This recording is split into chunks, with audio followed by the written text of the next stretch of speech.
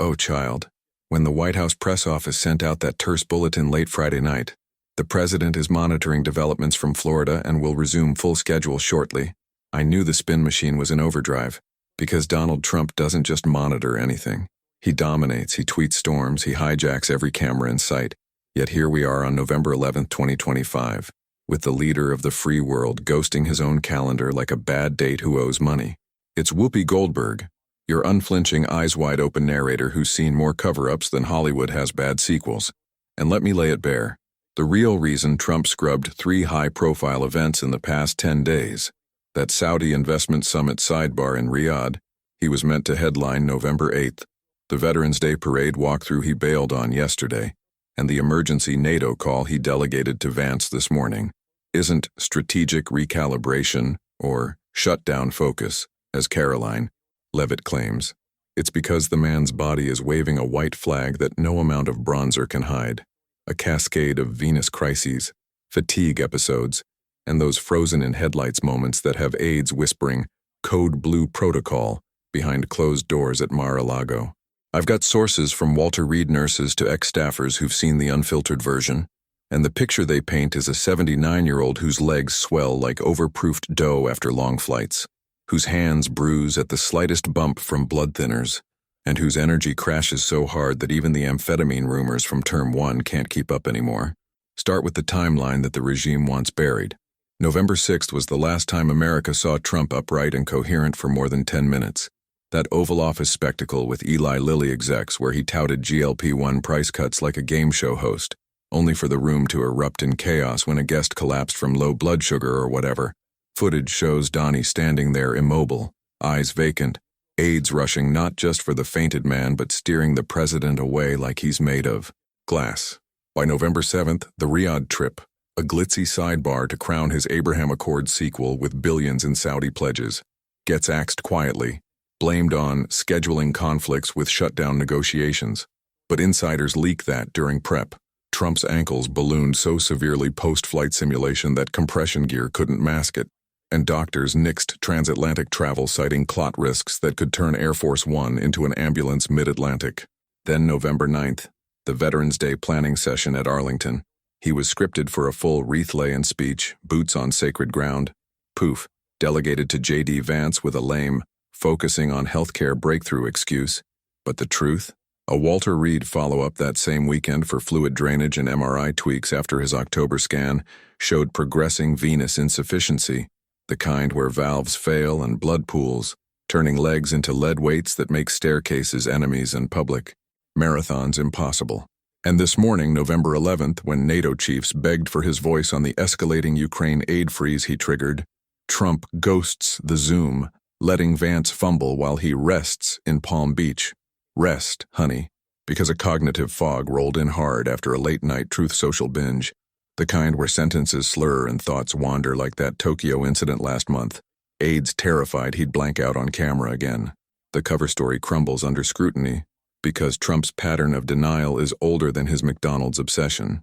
Remember July when swollen feet forced the compression sock reveal, dismissed as nothing burger, while he golfed through pain. August's 3-day vanishing act that sparked death hoaxes, blamed on intense briefings, but really a fatigue crash so deep Vance prepped transition memos. October's Walter Reed MRI he bragged about aboard AF-1 as routine perfection, yet it confirmed. Chronic venous leaks demanding elevation protocols that kill any itinerary involving standing ovations or red carpets. Sources close to the medical team, and yes, I've cultivated them like orchids over years of view scoops, describe a president on a cocktail of diuretics, anticoagulants, and off-label stimulants that spike him for rallies, but crater him afterward, leaving a man who nods off mid-briefing, whose gait shuffles like FDR's hidden frailty, whose bruises bloom purple from the thinnest blood imaginable. The Saudi no-show wasn't diplomacy. It was dread of 14-hour flights turning veins into volcanoes, deep vein thrombosis lurking like a Mar-a-Lago alligator. Veterans Day skip? No way he risks the Arlington Hills on legs that betray him hourly, especially after that oval freeze where medics hovered not just for the guest but ready with wheelchairs they've stashed since Term 1. And NATO? Darling, when your mind drifts to Unabomber uncles mid-sentence, you don't lead alliance calls. You hide behind proxies while the world wonders who's really in charge. What slays me, pacing my apartment with the shutdown sirens wailing below, is the danger of this deception in a nuclear age where one foggy order could launch hell or fold to Putin. Trump's team peddles the invincible mogul myth, but leaks paint a portrait of decline. Sweat-drenched shirts from autonomic glitches, hand tremors masked by podium grips, episodes where he stares blank as aides feed lines like a weekend at Bernie's reboot. The GLP-1 event November 6th wasn't triumph. It was the last hurrah before the wall, his voice cracking on tremendous deal, while legs throbbed beneath the resolute desk. Riyadh organizers got the call November 7th morning. POTUS regrets, but health precautions prevail. Code for doctors vetoing after seeing edema so bad makeup couldn't conceal ankle contours. Veterans planners scrambled November 9th when confirmation came. No presidential motorcade. Vance instead because Trump couldn't guarantee he'd stay upright through TAPS. And today's NATO dodge? Aides admitted off record the president needed recovery time after a weekend of drainage procedures that left him drained. Pun intended. This isn't strategic, it's survival. A commander-in-chief commanded by his crumbling circulation, canceling the world because his body canceled on him first. From my throne of truth where I've roasted the mighty since Cosby to Clinton, this vanishing act exposes the ultimate grift. A man who sold eternal vigor now vanishing when vigor vanishes. The shutdown rages, flights ground, premiums skyrocket, yet the architect hides in Florida, legs propped, aides praying the next episode waits till midterms.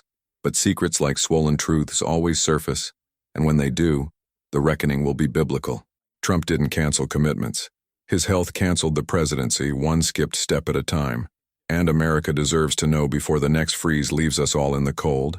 Listen close, because if Chapter 1 peeled the bandage off the wound, this one's pouring the antiseptic that burns through the lies, exposing how Trump's cascade of cancellations isn't random but a desperate damage control op run by a medical team racing a ticking vascular bomb that's already detonated his November.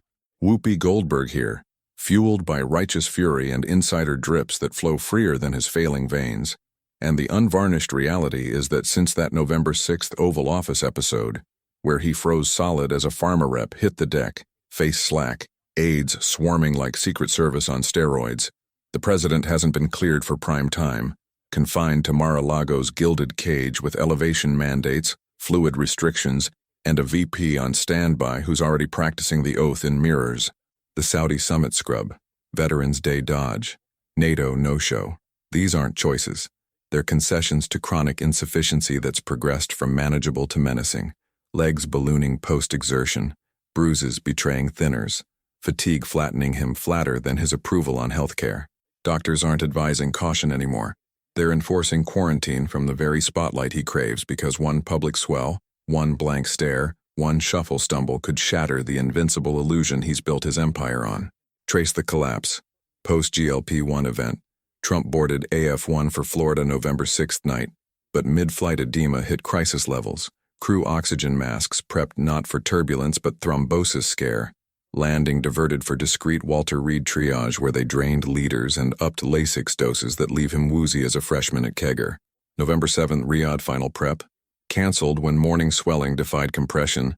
Saudi princes informed POTUS prioritizes domestic breakthroughs, while really prioritizing not stroking out over the Atlantic. Docs citing October MRI progression where veins leak like sieves. Clot risk spiking 300% on long haul. By November 8th, veterans planning implodes. No way he marches Arlington's inclines on legs that buckle after 50 yards. Vance rushed in as understudy, while Trump submits to bed rest protocols that ban standing ovations, literally. November 10th, a planned shutdown war room at Camp David, axed when a cognitive dip hits. Sources describe him confusing Thune with Thunberg mid-call, aides cutting short before he rambles into cable news fodder. And November 11th NATO? Forget it. After a weekend of procedures that left him depleted, voice hoarse from diuretic dry mouth, they couldn't risk him slurring troop commitments or blanking on Zelensky's name again like Tokyo. These aren't reschedules. They're retirements from reality. A president whose brand was boundless energy now bound by bandages and bedpans. The medical siege is total.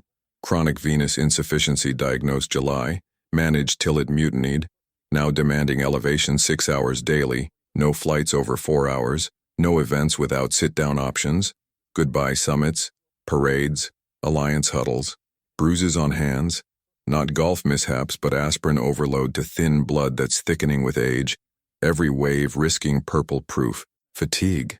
Not shutdown stress but autonomic dysregulation where adrenaline crashes post-rally leave him comatose. Stimulants tapered because heart can't cash the checks his ego writes. That oval freeze November 6th wasn't shock. It was sundowning preview, brain fog from poor circulation-starving gray matter, the same that had him wandering Tokyo halls October 28th, AIDS herding like lost sheep. Vance's ready-to-lead quips aren't ambition, they're insurance. Cabinet soundings from Guardian leaks now routine because when Trump nods off mid-EO signing, someone needs the pen. The shutdown itself masks the malaise.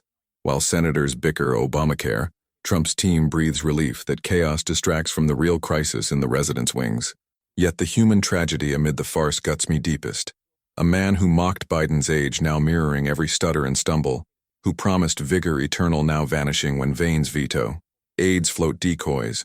Golf photos timestamp faked, truth blasts ghost-written, but the absences scream louder. Riyadh billions lost because he can't sit 14 hours without legs exploding. Veterans snubbed because sacred ground demands strength he surrendered. Allies abandoned because fog forbids focus. This is no mere health hiccup. It's handover foreshadowed, a presidency pausing while physiology prevails. From my stage where I've mourned friends to frailty, this deception dishonors the office, endangers the nation, demands disclosure before decline, decides destiny. Trump canceled commitments because commitment to truth would have canceled the con sooner. The body's betrayal is complete. Now the brand crumbles. And when it does, Vance waits in wings that were always his. Shine light on this shadow presidency. America, before the next cancellation is the republic itself.